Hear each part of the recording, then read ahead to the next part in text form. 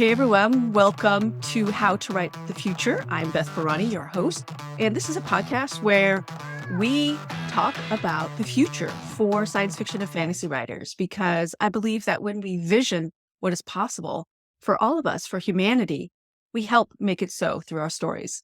So I'm really excited to have a special guest with me today, Denise Baden. Did I say that right?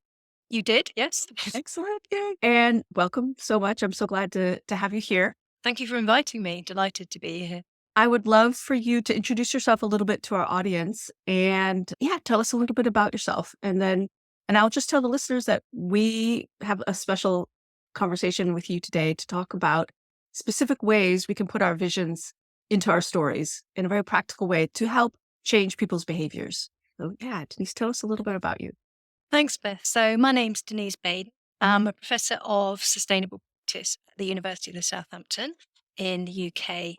And I have a side hustle as an eco-fiction author. And I guess the reason I got into that is that I worry that I'm in a good position to know what all the climate solutions are. It's my job, but you're preaching to the choir the whole time. So very few people read academic articles, Yeah. and only those who already are interested. But there's a whole world out there. So that's one of the reasons I turned to fiction. Plus, it's just much more fun to write academic articles. And it's a little bit of writing therapy for me personally. So partly I just enjoy it. Yeah. Oh, that's so wonderful. And I saw that you got on a Forbes list for people who do creative things for highlighting the issues of the environment. That's right. I think what it's called, the Forbes list for climate leaders in the TV and film industry. Yes, because I did some work for BAFTA, which is our version of the Oscars. Mhm. And we did a project with them where we wanted to start the conversation about fictional characters and whether they can influence us. And I think it might have been part of that that got me put on that Forbes list, but we had a lot of fun with it. We picked characters like Bond, James Bond, and thought, well, to kill bad guys, he needs to use many planets worth of resources. He's got a single-use sports car, Aston Martin. He's got his walk-in wardrobe of luxury suits.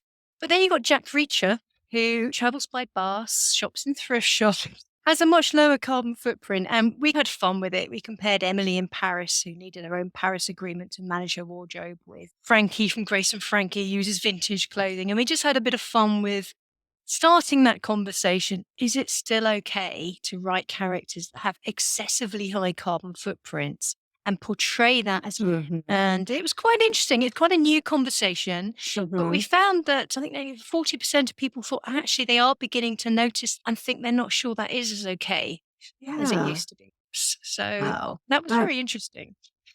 That is wonderful.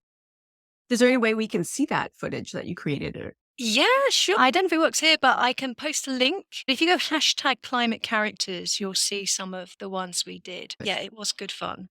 Great. We'll track that down then and Yeah. put it in our show notes. So you are a professor, and what does your research say about what kinds of stories inspire sustainable behaviors? Well, it's counterintuitive, actually, because most climate fiction writers I know think that you really have to write catastrophe based stories, dystopias. And the idea is that if you tell people what terrible things will happen unless we take action, then they'll be scared into doing the right thing. Right. Writing to their politicians, giving up flying, eating beef, that kind of thing. Actually, my research showed the opposite. My research showed that I've done it in a number of fields. I've done it in journalism, like news stories, positive solution focused news stories versus your typical catastrophe ones. I've done it in the field of education, positive role models and cautionary tales. But relevant to writers is the one I did where I exposed people to 4 short stories, and with a green theme, a climate theme. 2 were catastrophe based and 2 were solution focused. And I found that with the more negative ones, some people were inspired and thought, yep, that made me realize something needs to be done. But just as many switched off absolutely, went into denial, avoidance, felt manipulated, felt guilty, felt scared. So it could be counterproductive. With the solution focused ones, no one did it. So you'd get comments like, this made me realize what I could do. I could see now that I could do this. Whereas the negative ones, even if they did inspire awareness, it was more like something should be done. rather Mhm. than I will do it. So mostly it seemed to give rise to kind of passive despair. And I worry because I've replicated those results in so many ways, in so many contexts. But still, almost all our climate communications is trying to scare people into action. And I Mhm. worry that it's giving rise to a lot of eco anxiety. It's only engaging a small amount of people. I see it as revving a car when you're not in gear. Mhm. You're creating a lot of negative energy, but it's not necessarily going anywhere. And actually, my background's psychology, and I used to do this stuff into terror management theory. Basically, when people are scared, they don't necessarily behave the way you'd hope. Yeah. So you might hope that they'll become more environmentally friendly, but they're just as likely to buy up all the toilet rolls, get a gun, and not necessarily going to engage in the kind of behaviors that are helpful. Mhm. And I think most people in that field writing that kind of fiction do focus on the problems. And partly it's because as a writer, conflict is much easier to write, isn't it? Yeah. It's drama. So Mhm. it's not necessarily easy to write very engaging fiction where everything goes right. Yeah. But it can be done and it can be done very well. Mhm. But it's not the way we're used to thinking about it. Yeah. Yeah. Well, I thought you demonstrated it beautifully. I started reading your eco rom-com. Oh, Habitat Man. Yeah, Habitat Man, and I really enjoyed it. I had just downloaded a sample to get ready, and then I read your alternative opening in the four short stories collection in the sampler. Uh-huh. And I see what you're saying. You had him go from basically despair to being introduced to a solution and being invited to Yes. step into his role as Habitat Man. I liked both of them. I thought it was hilarious, the novel, the opening that I read. And then to read an alternate opening that felt like it had closure, like a short story, like, wow, yes, this really worked. And it was also really fun to see you do it two different ways. I thought, oh, what a Yeah. great exercise. I've done it as a novelist too, write scenes where I'm like, what about this? What about that? Write the scene in one way and then write the scene another way. So I thought the positive example that you showed in the sampler, and we'll be sure to link to that in the show description. I thought that was wonderful. I've just been oriented towards positive, optimistic futures because Yes. I get discouraged by, I don't Yeah. read dystopia. I get discouraged by dystopia. So I'm like, well, how can we write stories that show things in a more positive light, just as a matter of course? Like, this is reality. And, and that's what brought me to, well, it's kind of a circuitous route that got me to Thrutopia in terms of a class that we both took last year. So I would love to hear your definition of Thrutopia because it's a new term. It's not dystopia, it's not utopia, and yet it invites something else. Yep. Sure. Just to go back to Habitat Man, I'm so glad you liked it. I do have some research that's just coming through on that as well. We researched 50 readers, some based in Salt Lake City, some based in the UK. And after they read Habitat Man, and we surveyed them a month afterwards. And Habitat Man's got all kind of solutions in it. It's basically how you can make your own garden wildlife friendly. But we also talk about low carbon foods, and we got kind of fun subplots. There's a burial. He digs up a body, so that's an opportunity to talk about a natural burial. And I've had quite a few people write to me saying they changed their wills because they didn't realize that a burial involves putting toxic, ecology killing chemicals into the ground and hardwood and knocking down rainforests. And they thought that scene was so inspiring. So we did some research, and 98% of the readers had adopted at least one green alternative Wow. as a result of reading the book. So we've got hard proof now that Mhm. taking a positive approach can work. Because I skip the alarming statistics almost entirely, actually, Mhm. in the book and just move straight to some of the solutions. And so, yeah, that does lead on to the Thrutopia question. I love that term, don't you? Yeah, I do. I do. I really Because hope that it becomes more widespread. I think it might. I think it might. So utopia is this perfect land, and it actually means no land because it doesn't exist. It's unrealistic. Right. And of course, we know dystopia. But Thrutopia, the way I understand it is like you take a vision of a world might look like if we did it right, a sustainable, flourishing society. And then you think what that might look like. And then you work backwards from there to think how we might get there. And I think this is such a lovely idea because we have science fiction, as you know, obviously, Mhm. but that focuses very much, I think, on technology and space And I'm a little worried about the space narrative because I do sometimes worry that you get all these people that wanting to go off on rockets to Mars and abandon this planet. And it might divert resources into that. So despite being a bit of a Trekkie and inspired by that, I do sometimes worry about that. So I like the idea of what we can do right here. Mhm. And it leads to a different kind of thinking. So at the moment, you might think, okay, we know we need to switch to renewables. We know we need to move away from fossil fuels. So what might that mean, say, for transport?